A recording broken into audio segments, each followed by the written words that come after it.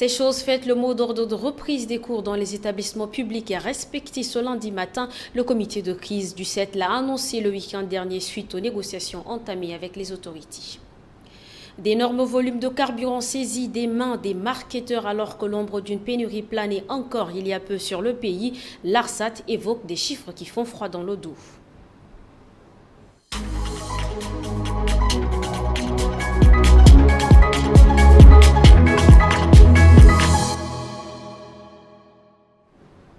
Bonsoir et bienvenue si vous nous rejoignez pour le 19h45.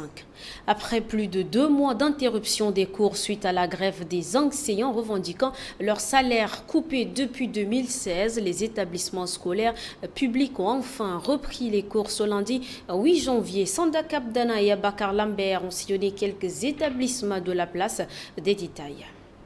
Du lycée de Walia au lycée de la Paix en passant par les lycées Félix Sebeu et technique commerciale, les cours ont effectivement repris. Les élèves sont en classe et les enseignants dispensent normalement les cours. Pour ces enseignants, la joie de se retrouver devant les élèves est à son comble. Nous sommes très contents de reprendre avec les cours et nous sommes très honorés d'être honorés par le Premier ministre. Et nous lui faisons confiance et nous savons que peut-être que des bonnes choses vont se faire. Vous savez, l'enseignant a tout donné. Vous n'avez pas besoin de tout donner à l'enseignant, mais donnez-lui seulement de la valeur. Et vous verrez qu'il est capable même de renoncer à lui-même et d'aller travailler. Vous savez, les salles de classe nous ont manqué, nos élèves nous ont manqué. Et ce matin, nous avons décidé de reprendre et nous sommes très contents de retrouver nos élèves, de retrouver le tableau, d'échanger avec nos élèves. Et puis voilà, je pense que les bonnes choses, le meilleur, c'est aujourd'hui et c'est pour demain. Ce sentiment de joie, les élèves aussi l'éprouvent après plus de 2 mois de grève. Oui, je suis content. Je suis content de reprendre le cours. Comme on reste à la maison, rien faire, je suis vraiment content. Je suis vraiment content là. Oui, je suis content même. Oui, je suis content parce que on a fait 2 mois. On n'a même pas fait le cours et ceux des privés font le cours. Bon, moi je ne suis pas content de ça, mais maintenant on a fait la reprise là, c'est bien, je suis content. Je suis très content là même de retourner à l'école. La reprise déjà effective, tous les regards sont tournés vers le gouvernement de Succès Masra, qui doit réaliser ses promesses pour éviter de retomber dans une autre grève. Une importante quantité de carburant, soit 400 000 litres, a été saisie par le détachement de sécurité et de protection de l'autorité de régulation du secteur pétrolier aval du Tchad, ARSAT. Ces produits saisis seront remis à la raffinerie pour distribution. La directrice générale de l'ARSAT s'est rendue sur place pour constater les faits de visu. Évidemment, nos caméras étaient présentes à ce Morjumlila. Ces gros porteurs, citernes, bidons fûts et litres que vous voyez contiennent à peu près 400 000 litres de carburant. Ces produits sont interceptés à Anguifel près des Djarmaya grâce à la vigilance des éléments du détachement de sécurité et de protection de l'autorité de régulation des produits pétroliers à Valtad. Ces produits seront remis à la raffinerie pour la distribution. Il s'agit d'à peu près 400 000 litres de carburant qui ont été saisis par la DSP, stockés et aujourd'hui transférés à la raffinerie qui, selon leur process, prendront toutes les mesures pour remettre cela dans le processus de distribution. Alors, vous avez constaté également ces derniers jours que suite donc au travail conjoint, aussi bien les saisines faites, l'interpellation des marketeurs indélicats. Et pour information, un marketeur, on lui a retiré son agrément suite à l'infraction de fraude qu'il a commis. Cette opération intervient après de moult investigations suite à la pénurie répétitive de carburant dans les stations-service de Ndjamena et ses environs. Selon la directrice, tous ceux qui sont impliqués dans ce trafic répondront de leurs actes devant la justice. Le gouvernement tchadien, à travers le ministère de l'Industrie et du Commerce et Expertise France, organise des assises nationales de concertation et d'échange sur les projets de texte pour les partenariats publics et privés. Le lancement officiel a lieu ce 8 janvier à N'Djamena, suivant le compte rendu de Gena Wondoum Cynthia et Néné Fatima Ibrahim. Les participants sont des agents de l'État, tout comme ceux du domaine privé. Malgré les efforts fournis, les impacts escomptés relatifs au partenariat public-privé, car d'avenir, estiment les organisateurs de cet atelier. Ceci justifie en outre cette initiative. Les diagnostics effectués ont remis en question l'organisation actuelle de la politique d'investissement qui ne contribue que marginalement au développement du secteur privé tchadien. Comme vous devez le savoir, le développement économique requiert des investissements importants dans le domaine des infrastructures. La charge de ces investissements a longtemps échu à l'État en raison des ressources à mobiliser et des risques souvent indisibles à assumer. L'État à lui seul ne peut les satisfaire. C'est pour cette raison fondamentale que le partenariat public-privé est privilégié comme mode de réalisation et de gestion des projets. Partenaire de cette organisation, le représentant de la communauté économique des États de l'Afrique centrale définit les axes sur lesquels les experts de FIDAL s'entretiendront avec les bénéficiaires de ce projet. Ce projet de stratégie se décline en 6 axes sur lesquels les experts de FIDAL nous entretiendront ce matin avec naturellement plus de commentaires et de précisions. L'axe 1, c'est l'harmonisation du champ d'application des cadres juridiques questionnels de la commande publique des États membres de la CEMAC. L'axe 2, l'harmonisation des cadres juridiques relatifs à la commande publique des États membres de la CEMAC. L'axe 3, l'opérationnalisation des cadres institutionnels relatifs au PPP des États membres de la CEMAC. L'axe 4, c'est la mise en place d'une facilité communautaire de développement des projets PPP. L'axe 6, la clarification des règles applicables aux projets en fonction de leur territorialité. Et enfin, l'axe 6, l'adaptation des textes connexes du droit de la commande publique. Ils ont 2 jours pour procéder à l'examen des projets de texte qui seront présentés, mais aussi la formulation des suggestions et des recommandations. Dr Succé Masra a déclaré ce 7 janvier sur les ondes de la télévision nationale qu'il renonçait à son salaire de Premier ministre et redirigerait entièrement ses fonds vers une subvention des bourses d'excellence et sociale. Cette annonce du chef du gouvernement est faite une semaine après sa nomination et c'est une révélation qui suscite des réactions notamment chez les Tchadiens sur Internet mais également dans les rues de N'Djamena. Propos recueillis par Masna Séverin et Bonaventure. Je vois que c'est un acte noble, parce qu'il contribue à l'épanouissement et à l'éducation de nous, les étudiants. Et je vois que c'est un homme qui ne voit pas seulement au bout de son nez.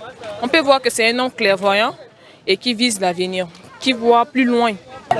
Wow, j'ai carrément aimé, j'étais dans la joie de savoir qu'un Premier ministre, tout Premier ministre qui avait renoncé à son salaire pour aider les autres, ça m'a beaucoup plu au fait.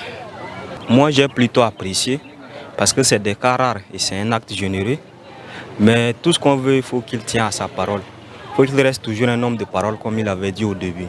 Parce qu'il veut encourager les étudiants et les élèves à continuer dans leurs études.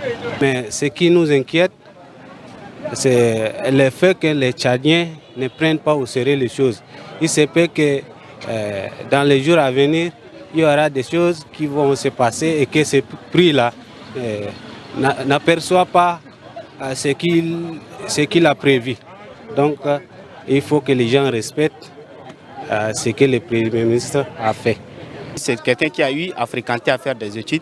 Il est allé loin et il connaît ce que c'est que l'éducation.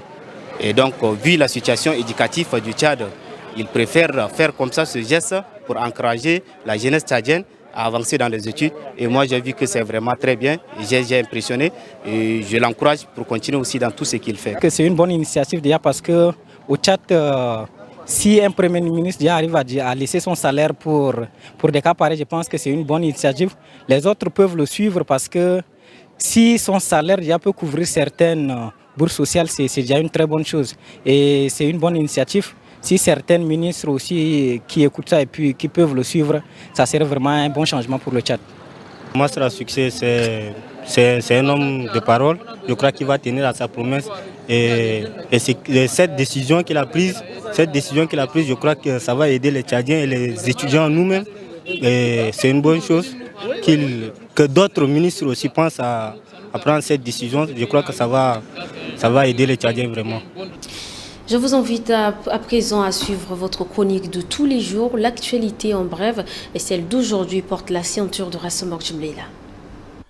Ouvrons l'actualité en bref de ce lundi par cette information. C'est à l'unanimité que les enseignants du Logone oriental ont dit oui à la reprise des cours. Réunis en assemblée générale extraordinaire ce 8 janvier 2024, ces enseignants décident de reprendre les cours ce 9 janvier. Cette décision de reprise fait suite à l'appel lancé par le comité de crise du syndicat des enseignants du Tchad samedi dernier. Pour le président du bureau provisoire provincial du 7, section du Logone oriental, Dingema Dindoubabe, si l'appel à la reprise des cours est accepté seulement aujourd'hui au Logone oriental, c'est seulement parce que le bureau a réceptionné tardivement le communiqué officiel émanant du bureau provisoire national. Un malentendu entre deux personnes a abouti à l'assassinat d'un homme dans la soirée du dimanche 7 janvier 2024 dans la commune du 10e arrondissement de la ville de N'Djamena au quartier Gozator. Les maisons ont été incendiées et saccagées en représailles, mais grâce à l'intervention des forces de défense, la situation a été maîtrisée. Cheikh Ahmad Saleh, connu sous le nom de Emer Ofaremi, imam de la mosquée Zayed bin Sabit du quartier d'Igel Riyad, est décédé hier nuit en N'Djamena de suite d'une maladie. Il a été inhumé ce 8 janvier après la prière de Fajr. Cheikh Ahmad Saleh est un grand mufti tchadien qui mémorisa le Coran en entier dès l'enfance. Cheikh Ahmad Saleh contribua à l'enseignement et à la mémorisation du Coran toute sa vie. Ses élèves ayant mémorisé le Coran en entier se comptent par centaines. Le Tchad perd ainsi l'un des rares et derniers anciens ayant appris le Coran selon les anciennes méthodes de l'ère du prophète. Pour clore cette actu en bref, par décret numéro 009 signé ce 8 janvier 2024, le chef de l'État a nommé Moustapha Mahamat Masri, directeur de cabinet civil adjoint à la présidence de la République, en remplacement d'Abdel Nasser Garbois, ancien premier vice-président du parti Les Transformateurs. Il a lancé sa formation politique, le Parti pour la paix et la cohésion sociale, en juillet 2023. Et pour boucler cette édition, Bartire Fatimi Zahra Douga, maire de la ville de N'Djamena, a rencontré ce lundi 8 janvier 2024 une délégation chinoise qui séjourne dans la ville de N'Djamena depuis hier. Et c'est dans le cadre d'une visite de jumelage entre la ville de N'Djamena et Chongqing, une ville chinoise. Plus de détails avec Aimé Dolinassou. C'est pour renforcer la coopération entre la ville de Chongqing et N'Djamena que cette délégation chinoise conduite par le vice-président du comité permanent de l'Assemblée populaire municipale de Chongqing, par ailleurs président de l'Association du peuple de Chongqing pour l'amitié avec l'étranger, a été accueillie par la maire de N'Djamena. Une visite qui s'inscrit dans le cadre de l'accord pour l'établissement d'une relation de jumelage entre la ville chinoise et la ville de N'Djamena. En effet, cette visite de la délégation chinoise à N'Djamena s'inscrit dans le cadre de l'accord pour l'établissement d'une relation de jumelage entre la ville de Chongqing, en République populaire de Chine, et la ville de N'Djamena, signé le 12 octobre 2021. Il a pour objectif de renforcer la compréhension et l'amitié entre les deux peuples, de consolider et de développer davantage la coopération amicale entre les deux villes. Pour le chef de mission de la ville de Chongqing, c'est une merveilleuse occasion de visiter la ville de N'Djamena et de découvrir les merveilles du Tchad. Aujourd'hui, nous avons l'honneur de venir visiter la ville de N'Djamena et nous vous remercions, Madame la maire et vos collègues, pour le riche programme que vous avez soigneusement conçu pour nous. Nous sommes arrivés à N'Djamena, nous nous sentons chez nous. Cette coopération est une occasion d'approfondir les échanges entre les deux villes afin d'améliorer les coopérations et de promouvoir le développement économique. Et c'est tout pour cette édition. Aimé, merci à toute l'équipe de la rédaction. Merci à vous, chers téléspectateurs, de l'avoir suivi. Prenez soin de vous et à très bientôt.